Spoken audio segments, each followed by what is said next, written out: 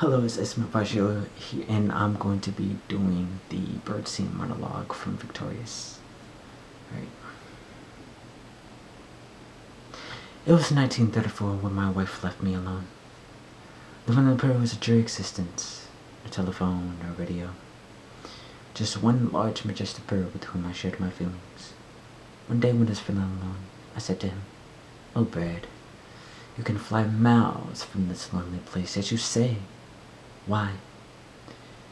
Apparently, one afternoon, my question rang true.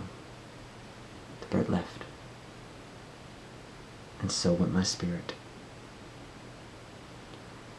Alright guys, give it a like if you like the video. Comment down below what you thought of the acting in the monologue. And also, don't forget to subscribe for more acting and acting-centric content.